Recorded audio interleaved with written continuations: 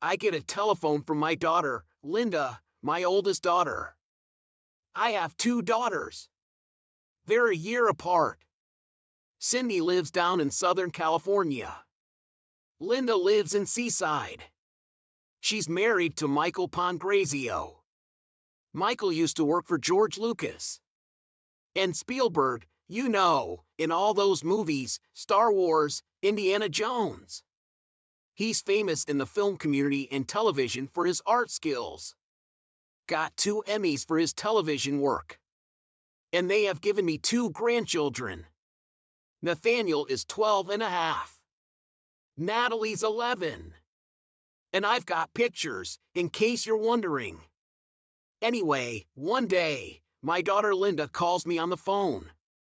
Says, "Hi, Dad." I said, "Hi, Linda." She said, "Just a moment." And it sounded like she put the phone down on the table. And I heard this clapping. And she picked up the phone and said, "Daddy, did you hear that?" And I said, "Yes." She said, "That's in case you haven't gotten any applause lately." So, when I talk to Linda tomorrow, in fact, I'm going to go see the kids on Monday, I'll say, she does need to clap for me on the phone, right? I got plenty of applause in Santa Clara. Anyway, let's go back to work. I never thought in my wildest imagination that I would ever be able to have something to say for 2 whole days. I'm amazed. I'm still amazed at what happens. In fact, I was so excited to get here today to hear what I have to say. It's just amazing. So, let's talk now about the subject that exploded my life into change. I've never been the same. And that's personal development. It's a subject I came in contact with when I was 25 years old. I was raised in southwest Idaho. I still have the old family farm. My papa's gone. He was 93. Mama's gone. She was 79. So, it looks like I'm going to be around a long time. Good genes. My papa never retired. When he died, his paycheck was waiting for him. That's pretty good, right? So, I intend to be around a long, long time, it looks like. But anyway, I was raised in southwest Idaho, and still have the old family farm. Raising the normal crops in that part of the world. And my neighbor raises Arabian horses, and I furnish clover sometimes for him. And some years it's potatoes, and some years it's winter wheat, and some years it's something else. Also got vineyards. Got a new wine label, just finishing up. Rohn Bittner. Dr. Bittner's my partner. Rohn Bittner Vineyards. The Chardonnay of last year was absolutely incredible. But I, went to college 1 year. And halfway through my 2nd year, I quit. Unfortunately. Age 19. I should have stayed in school, right?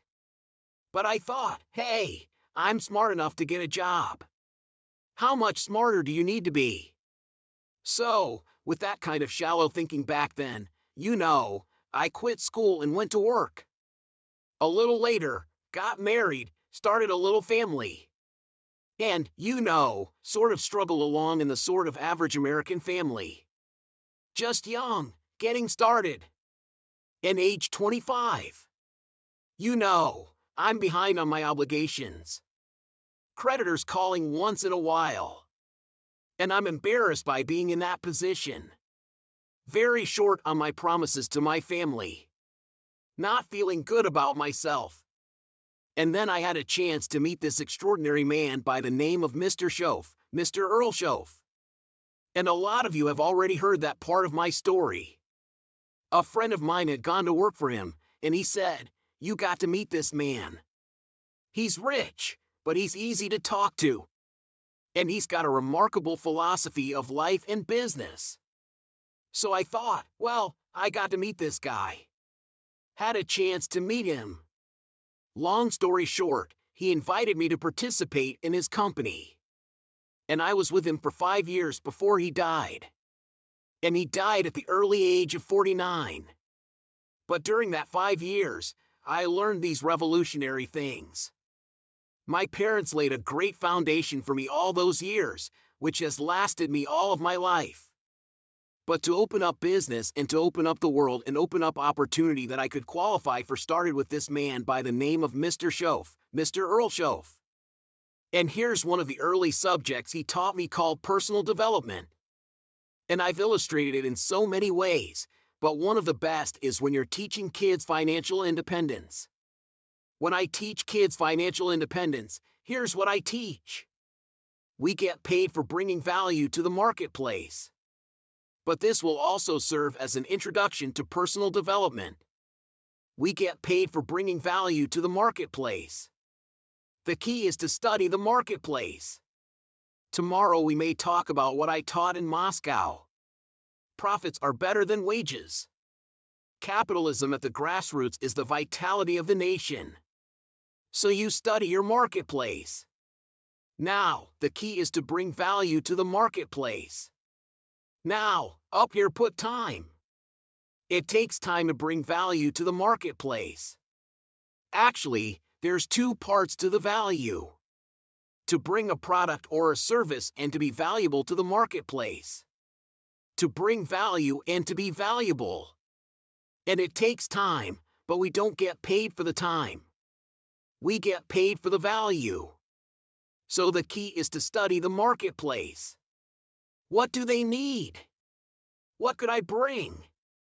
And what could I become? Management, leadership, whatever.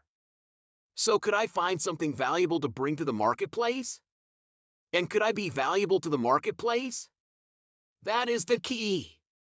Study the marketplace. But then my mentor said, the main thing is to study yourself.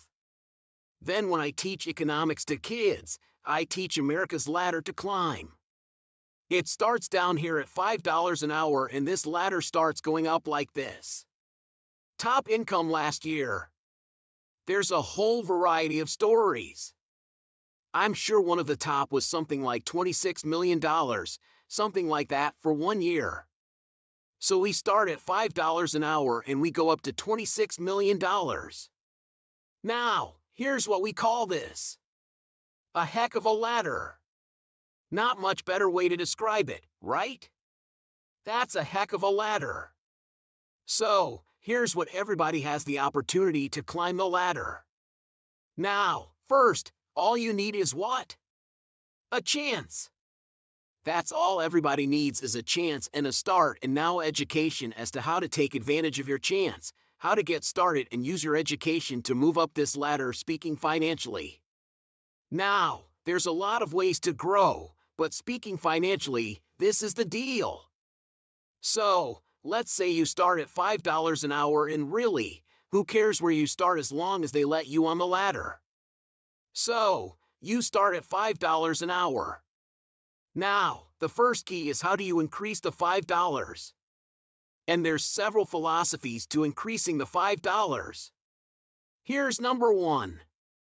Wait for them to raise the minimum wage. Wouldn't that be one philosophy? Now, the last time it took how many years, right? Several years to raise the minimum wage, which is okay. I'm not saying it isn't okay.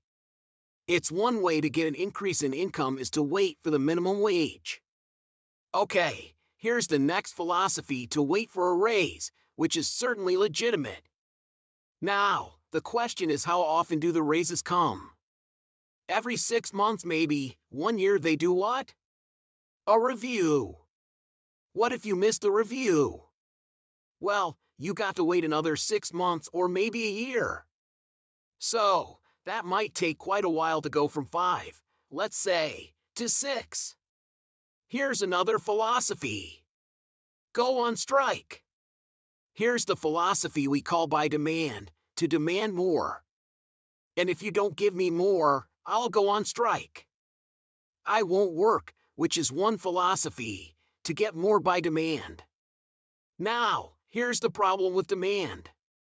Make the note. Kids need to learn it. You can't get rich by demand. You might get a few more pennies, right? You might get an extra dollar. You might get an extra benefit or something, but you can't get rich by demand. Here's why. Not that it isn't America, and not that it isn't that economically now we're doing incredibly well, but here's why you can't get rich by demand. It's the wrong philosophy. And here's what would be tragic all your working life, to live in the right country and have the wrong philosophy. So you can't get rich by demand. Then how could you get rich in America? It's very simple. Change your philosophy. And what would be the new philosophy? Answer. You get rich by performance, not by demand. Now, my mentor says, some people don't just make $5 an hour. They've moved up to $6. How easy would it be to get to $6? Probably pretty easy. If you work for McDonald's, they paid you $5 an hour. Hauling out the trash. If you whistle while you haul out the trash, they'll pay you $6 an hour. Right? Here's an unusual person. They deserve $6 just because of their attitude. Wear the hat. Say, yay, McDonald's. Okay? So for that, you get an extra what? $1 an hour because the company recognizes, hey, looks like this is going to be an oncoming person. So it's not that difficult to go from 5 to 6. But here's what's interesting. Some earn $50 an hour, 10 times as much.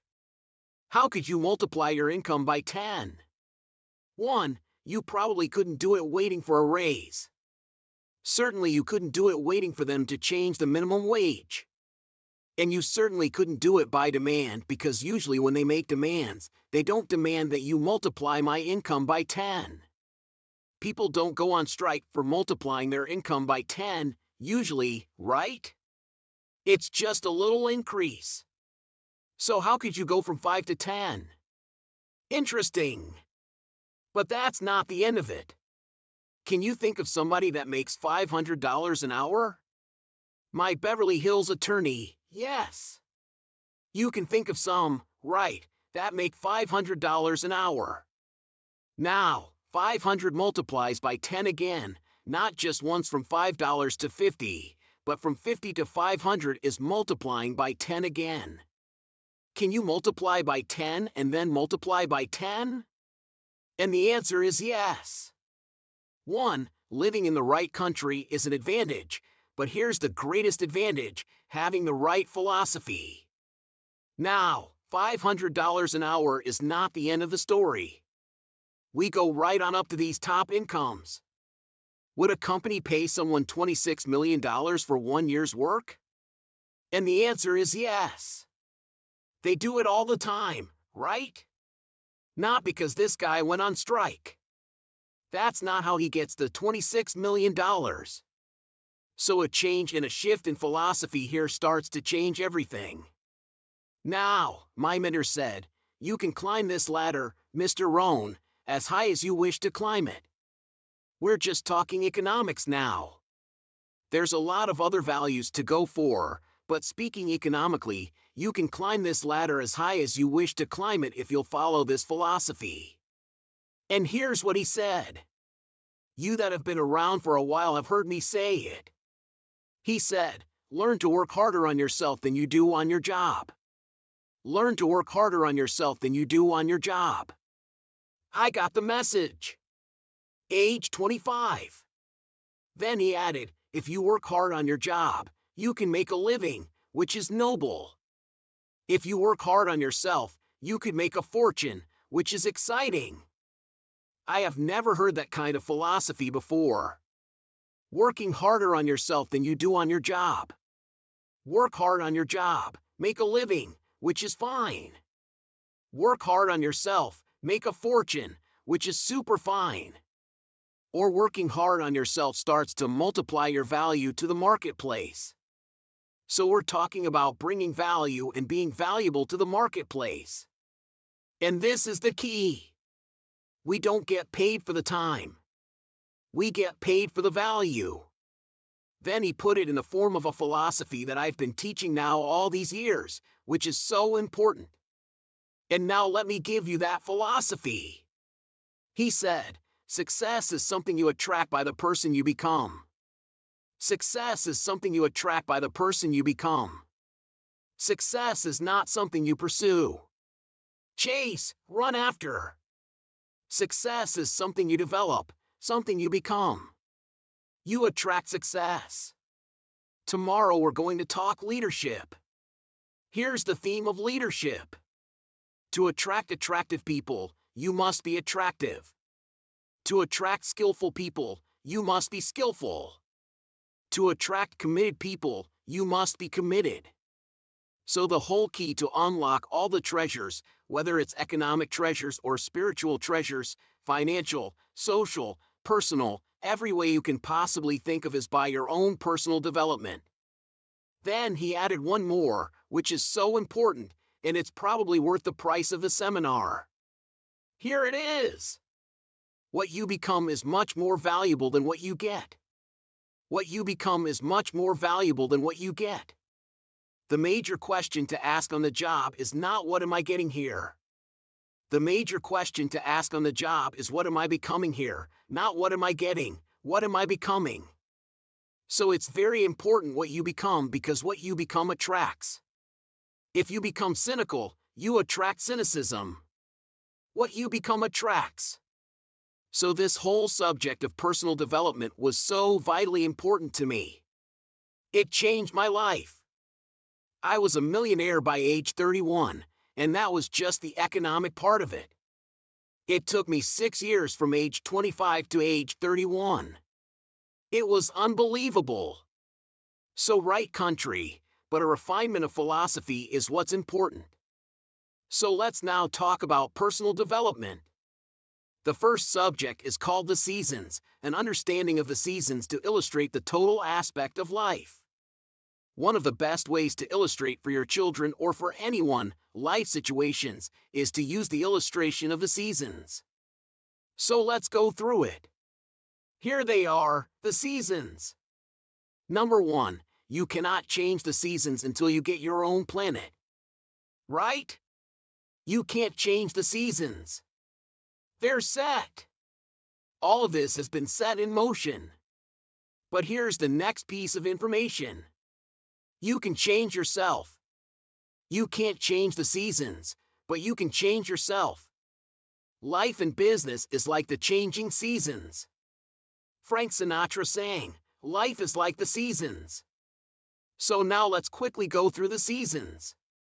This is a whole study in itself. If I can just give you a little outline here, some ideas, and you can take it from there and use it in whatever manner that would serve you, as well as to serve your own understanding of time, the passing of time. First, learn how to survive the winter.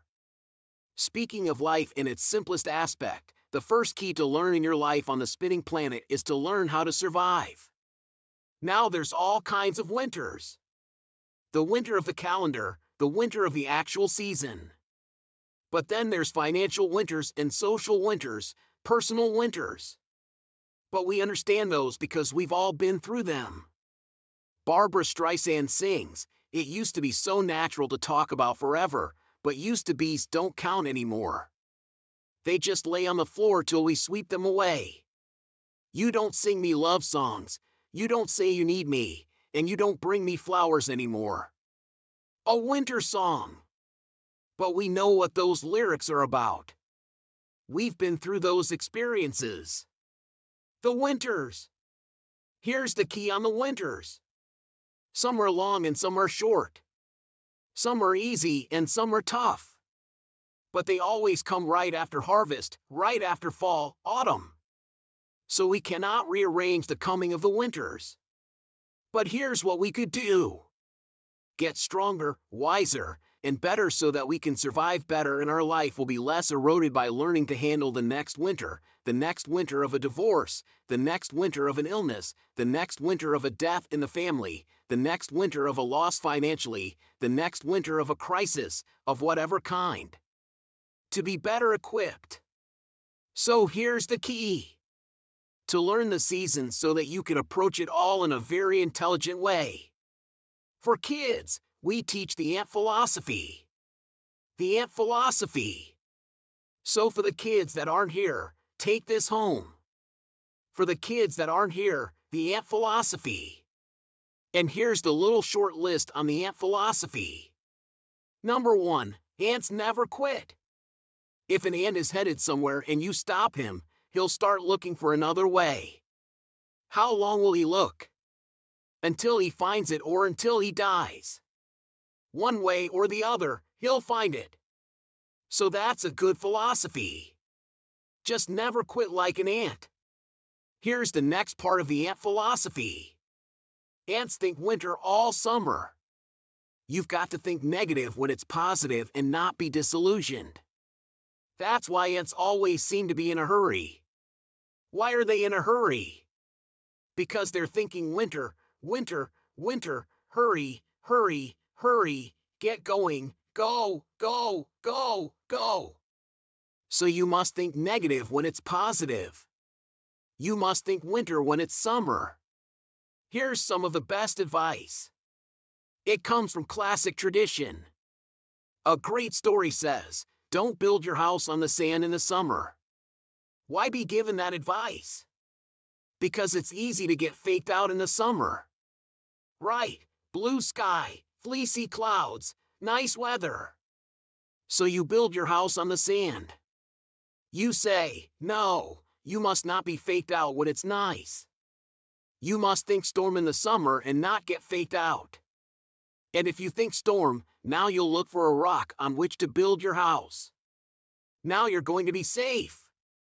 So you can't think nice when it's nice. You've got to think storm when it's nice. And if you haven't been through one of those storms, you've got to find somebody and say, have you been through one of those storms? Scare me to death if you will, please, so I will not be faked out here and I will keep searching. Not to quickly build on the sand because it's nice, but to build on a rock because it's not always going to be like this. The seasons are going to come and change. And if you're not educated to that degree, now you suffer a great loss.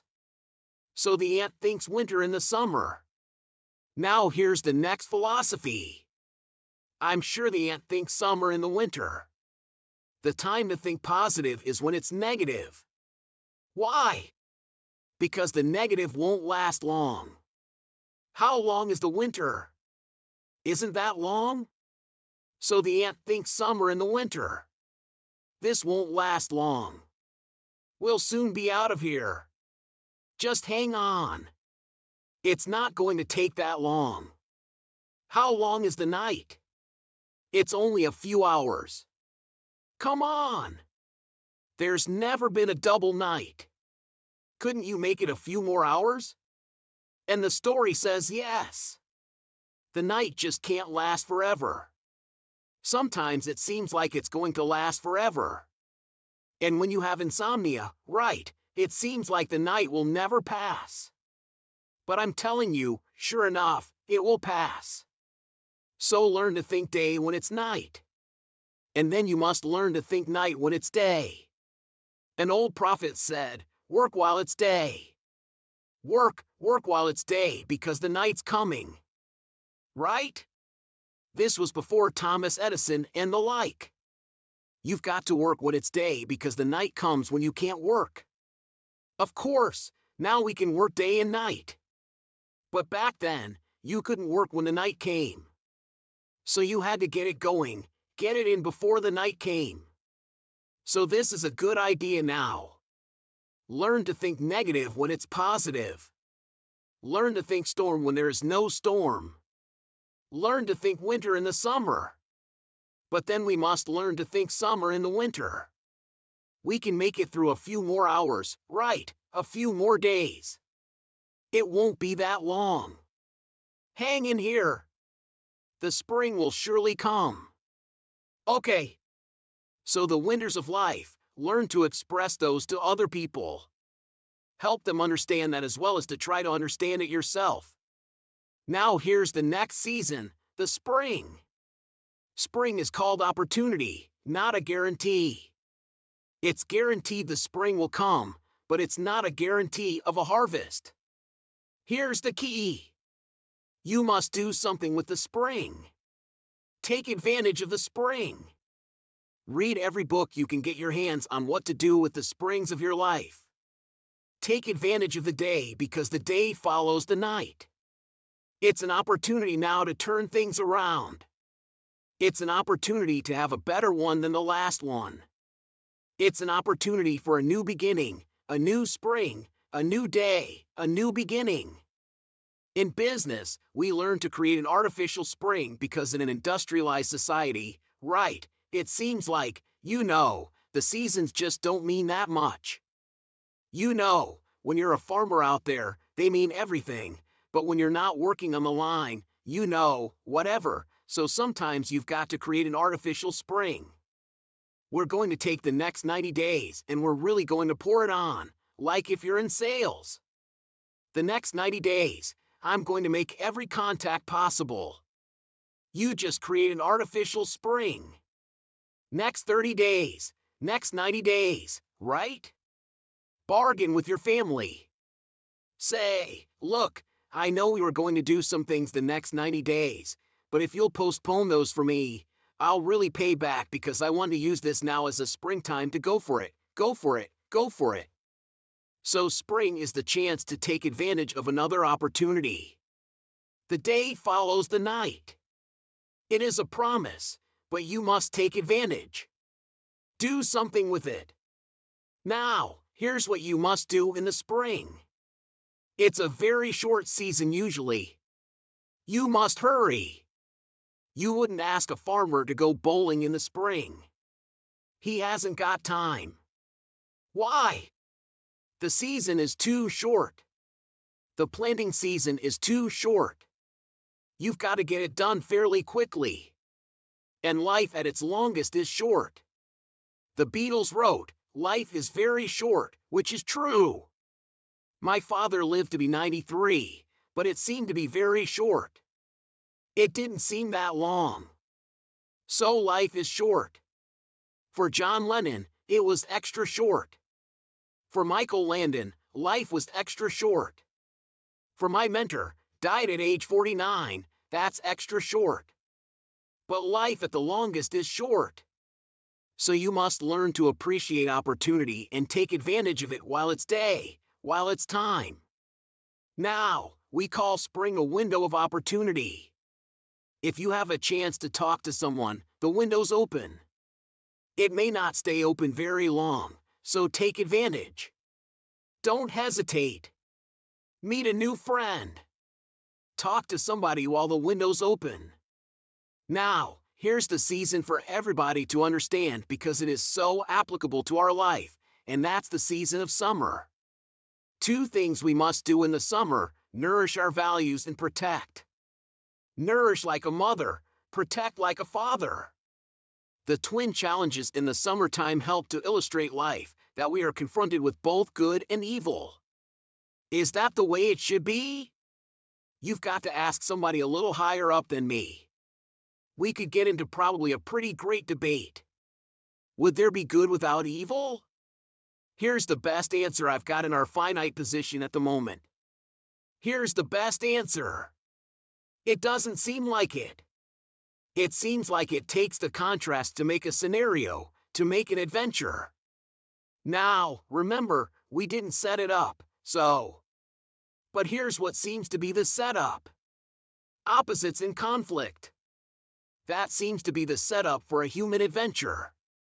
One contesting against the other, vying for the territory. Would there be light without darkness? We probably wouldn't call it light.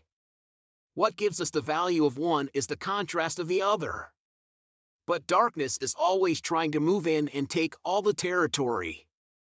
But if you turn on the light, its energy starts to repel darkness. Darkness begins to move away, move away. And the brighter the light, the further away the darkness must move. If you walk into a dark room and turn on the light, the darkness is what?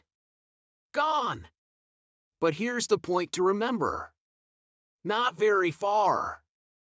The darkness seems to be, yes, it's gone, but it's waiting. Waiting for its chance that if light loses its energy, darkness has a chance not to move back in.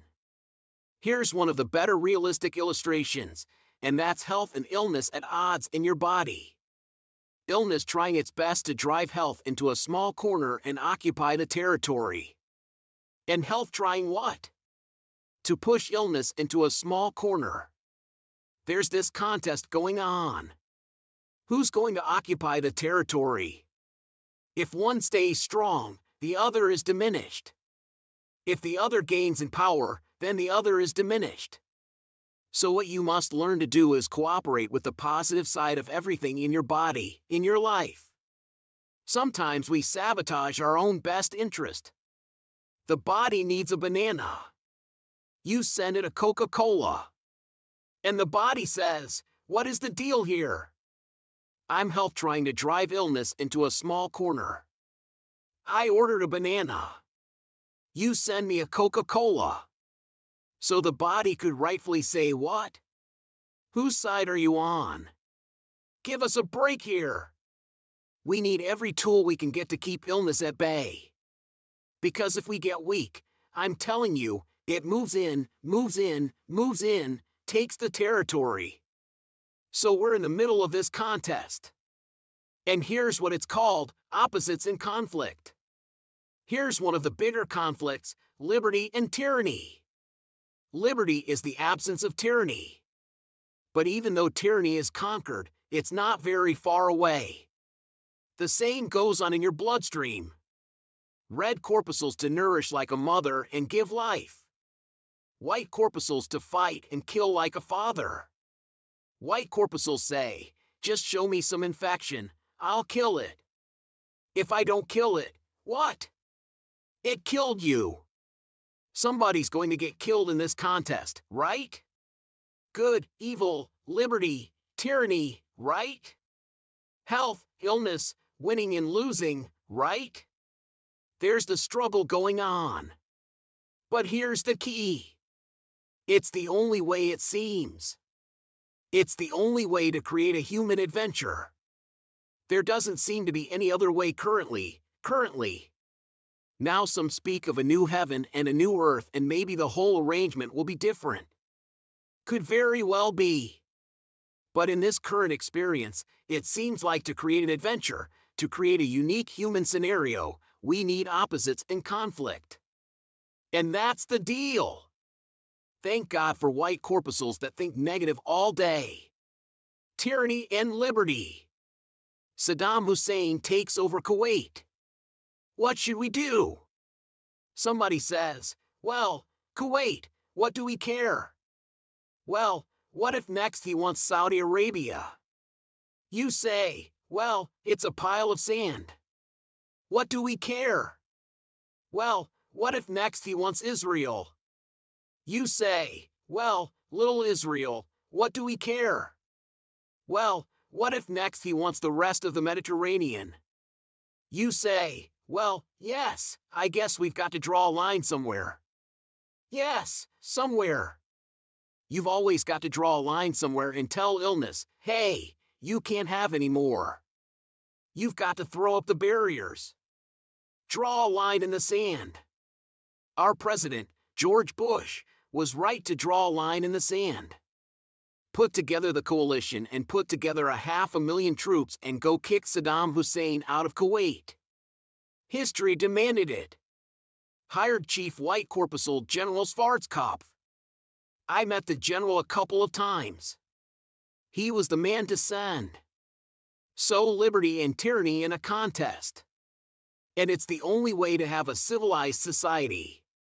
Tyranny cannot be rehabilitated. Tyranny can only be restrained.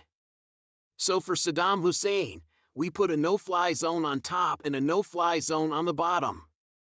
Right, to contain so that liberty would have a chance, the citizens of the world would have a chance, that the world would have a better chance. And we've got to fight these skirmishes. We've been fighting them forever. We've got to fight them forever. Whether they're inside your own body or whether they're in politics, no matter where they are, we must play this game. We must fight this game. But here's what it creates: a great adventure. Let me give you the ultimate now.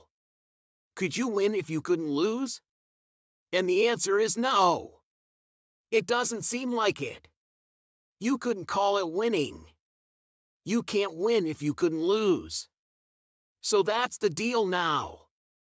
Negative, positive. Would there be negative, positive without negative? No, it doesn't seem like it. It seems like this is the current setup, for the foreseeable future. It looks like it's been that way as long as we can remember and as long as the history tells us. So here's what you want to do if you want the adventure. You must learn to play this game, to work with all the positive forces to defeat the negative forces as early and as soon and as much as possible, to contain the ravages of disease that want to take you early. You gotta fight back. You can't just leave it. Somebody says, well, I got my fingers crossed. Not a good philosophy. You gotta take your vitamins. You got to do the stuff. You got to do the deal. Jump on the positive side of whatever you want and see if you can't help out in this warfare, in this push-shove match. That's the key. So in the summer, here's what you must do. Nourish the plants in the garden. Nourish your values like a mother. Give life. Whatever you start, now you must nourish it and give it life. Don't neglect a new life if you've started a new life. What if you said to a brand new mother, "Where's your baby?" She says, "I have no idea." You would say, "No, that isn't right." If you start a new life, you must care for it. You must protect it. You must give it life, give it nourishment. Now, here's the other part. You must protect it like a father. That's why the old wise man said we must learn to love and hate. So underline that. You must learn to love and hate. And the illustration he used was you must learn to love good and hate evil. To deal with the weeds in your garden, you've got to hate weeds. You've got to hate them enough to what? Kill them. You can't say, "Well, poor weeds." Say, "No, this ain't the deal, poor weeds." Don't go soft on this stuff now. You've got to hate evil. You've got to hate the weeds that are out to destroy your garden and rob your children of the nourishment they deserve. So here's the deal. Love like a mother, hate like a father. And here's the rest of it. Give life like a mother and take life like a father. You've got to take the life of the weeds or they will take the life of your garden. Somebody's going to get killed. Remember? So you must be like a father. Any father would say to whatever threatens his family, "Take 3 more steps toward this family, you'll cease to exist." I'm father, I kill. So send out the warnings. Send out the signals. Both mother and father reside here. Mother nourishes and father gives protection. And yes, it's possible to love like a father and hate like a mother, just so you get both done. In fact, nothing more dangerous than an angry mother, especially in the animal kingdom. Mess with Mama Bear's cubs? If you're a threat to her cubs, she'll kill you. That's that female mother instinct. Kill first, talk later. Okay, you got that now? That's good advice. We're going to learn in communication shortly. You've got to learn to put love and hate in the same sentence because it's vitally important. Sometimes you must say to your children what? I love you, but I hate what's going on. They got to know what you love and what you hate. You don't hate them, but you hate what's going on. You hate the dangers. So learn the good evil. Summertime. Now here's the greatest battle in the mind. Here's what you must not become in the summer in your mind: a victim of yourself. What is that insidious voice inside your own head that says, "You're too short, it'll never work for you"? "You're too tall," right? "It's over for you," right? It's never worked for you before. What gives you any idea that it'll work for you now? You've never been able to rise up and take charge of your life. What makes you think you can do it now? There's going to be too many obstacles out there. You'll never overcome them all. What is that insidious voice? It's the same game going on inside your head that's going on in the world: liberty and tyranny in a push-off match. And here's what you've got to do: cooperate with the positive side of your life and let faith drive out doubt, right? Let winning drive out losing. Let positive drive out negative. But you've got to get into the contest. And why get into the contest? Because that's how you create an adventure. There is no other way. It takes both. You've got to learn to laugh, yes, but that's not what the wise men only said. You can't just learn to laugh and keep on laughing. No, that's silly. It says there's also a time to cry. You've got to learn to both laugh and cry. Then it said you must be sophisticated, is not to laugh when it's time to cry. Then it further says you must learn to laugh with those that laugh and learn to cry with those that cry. That now gives you an understanding of what life is all about: sadness and joy, the contest, the difference. And yet it creates the adventure. What if you went to listen to the symphony orchestra and the symphony only played little happy high notes all evening, just little pleasant happy high notes? How much of that could you take? Say no. Don't you want to hear the crash of the cymbals that scares you to death? Don't you want to hear the minor key of the music that shows you the tragedy as well as the triumph? And the answer is yes. Play me the whole orchestra. I can handle it, because that's what life is all about: positive, negative. What if the minister only prayed happy prayers every Sunday? How much of that could you take? Happy, happy every Sunday happy, happy. How much could you take? Who's going to pray angry prayers? Who's going to pray frustrated prayers? Who's going to weep in public for the lost children? It takes both. You've got to weep with those that weep and laugh with those that laugh. You've got to have this full understanding of the game. You've got to understand the highs and the lows, the tragedy and the triumph. Most of the music of the world is written in the minor key. The key of pathos and sadness and mystery and wonder. You can't eliminate that from your life. It takes both to create an adventure. But here's the adventure: to overcome the evil, to put evil in its place. Just like in your mind, you've got to stand guard at the door of your mind and see if you can't suppress, see if you can't do battle with the negative forces. Don't become a victim of yourself. Beware of the thief on the street that's after your purse, but also beware of the thief in your mind that's after your promise, and see if you can't engage in this mental contest and win the day. That's the summer. Now here's one more season, and that's the season of harvest. Here's the key to remember harvest time: in due season, in due time, when it's time. And part of this is to develop the patience so that when it's time it will come. But you cannot be impatient. Patience is part of the game here. You can't plant the seed and 2 or 3 days later dig around and say, "Where's my crop? Where's my crop?" Say, "No, come on, that's foolish. We'll take you away to some safe place." You've got to plant and what? You've got to plant and wait and exercise patience. And then when it comes time, you give it nourishment and you give it care and you give it protection, and then you've got to wait some more and you've got to wait some more and you've got to wait some more.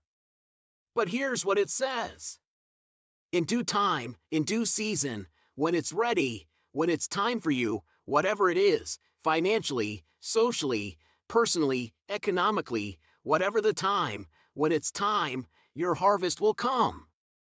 The old wise man said what? Run the race and the prize will be yours. If you don't faint. And sometimes in the summer, it's easy when the sun is hot to faint, to spend less time. But if you faint not, if you're there ready after this activity of summer, do the summer work. Just make the little note, do the work of summer, nourishing, protecting, whether it's family, whether it's business, the work of summer. Now, the harvest.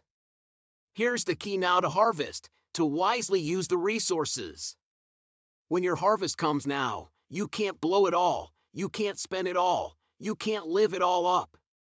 Remember the two parts to life. 1. The full development of all your potential. 2. The wise use of all your resources. Tomorrow, one of our major subjects is going to be the management of time, time management. If we have time, we'll go through that. As I said, I'm going to cover procrastination, but I've decided to put that off till tomorrow. The management now of your resources when they come. An ancient story says they took the 7 years of plenty and they didn't live it all up. Make the note. You must take the 7 years of plenty and not live it all up. What did they do? They used the 7 years of plenty to get ready for the next 7 years of famine. The first 7 to prepare for the next 7. We'll talk more about that tomorrow under financial independence. So the subject of the seasons. So vital, so important. Such a great illustration to almost every life situation you can think of. It'll help your kids, it'll help your business, it'll help your management people, your salespeople, everybody. This could be one of our best seasons in terms of the world. The turning of the century. Everybody's thinking about the year 2000. A new century, a new millennium, a new beginning, a new chance, a new opportunity for world cooperation, national, international cooperation. What can we do to play our small part in the whole wide-ranging scheme of things? It's good that everybody's thinking about this. This could be a new time, a new chance, a new opportunity, right? Yes, we've blown it in the past, and we've messed it up in the past, but maybe, just maybe this time there's enough technology and enough sanity and enough spirit and enough righteousness and enough rightness, enough stuff to make this the opening years of the next centuries, some of the most promising years in the last 6,000. Wow! Now, make these quick notes, and we're going to take a break. The 4 steps to success. These personal development subjects are just vitally important. The first step to success is good ideas. You must be a collector of good ideas. Here's where my mentor did me the greatest of service, and that was keeping a journal of good ideas. Here's what he said. Don't trust your memory. What classic information! Don't trust your memory. If a good idea comes, jot it down. 1. So you can review it. 2. So that you capture it. It won't be lost. So all those years back then, I started keeping a journal. I got journals you wouldn't believe, little cheap ones when I first started. Remember the Greg shorthand? Little books, little spiral things? I used those because, hey, it must be broke. Yes, you know, I wasn't doing very well, so it cost, I don't know, a quarter or something back then. Now my journals are expensive. This one cost $42, and I wished it would have cost more because I'm doing really well. My journals. But if you look at all my journals, you can tell how my life was going. Say he was poor here, and it looks like he was rich here, and then he was broke again, and now it looks like he's rich again for sure. So, but here's the key, and we'll talk about this more also under time management, something to pass on to the next generation, the collection of ideas that made you healthy, the collection of ideas that turned your life around, the collection of ideas that caused you to learn extra skills and got the extra income, the wise use of your resources, the ideas you found on how to do that. Think of passing this on now to the next generation and the next generation.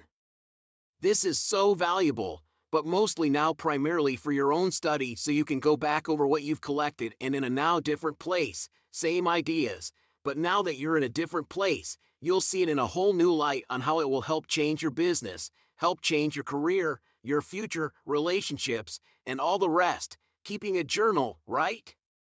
Now this is for serious students. Non-serious students don't need to keep a journal, but for serious students that are serious about their health and serious about their future, serious about gathering things to make a contribution to others, keeping a journal, that's important, a collection of good ideas, that's the first step to success. Here's the next step, a good plan. You gotta have a good plan. You gotta have a good health plan. My mentor asked me when I'm 25, Mr. Owen, what's your current plan for your financial future? And I said, I don't have one, right? And that was obvious. He said, you gotta create a plan, a good financial plan. If we finished the seminar tomorrow and you lingered a while and gave me the details of your current financial plan for the future, would I get so excited about it I'd go across the country and lecture on it? You'd say, no, Mr. Owen, you probably wouldn't want to lecture on my plan. My next question would be what? Why not? Have you reached this point in your life's maturity and you don't have a plan that's got you up early and keeping you up late that you're excited about unfolding? We're going to talk more about this tomorrow under financial independence. Here's one of the first things you must do if you're a parent. Build a financial wall around your family. Nothing can get through. Build a financial wall around your family. Nothing can get through. Now, there's other protections that a parent must engage in, but here's one of the first ones since it's so possible living in America. A financial wall around your family. Nothing can get through. Gotta have a good health plan. You know, you can't be out of breath after the year 2000. You gotta have the vitality, right? You gotta have the breath. You gotta have the vitality. So, you gotta have a good health plan. You gotta have a good financial plan. You gotta have a good plan for your goals and plans and dreams. And we're gonna get into our workshop tomorrow. We'll go through all of that. So, number 1 is good ideas. Number 2 is good plans. Here's 2 more and we'll come back from our break and give a little more detail on these. Here's number 3. Learning to handle the passing of time. That's one of the big challenges in everybody's life. Learning to handle the passing of time. And then here's number 4. The solving of problems. And that's what life is all about. Taking them on. Finding solutions. Executing. Recording progress. This is the end of this disc. The program continues on the next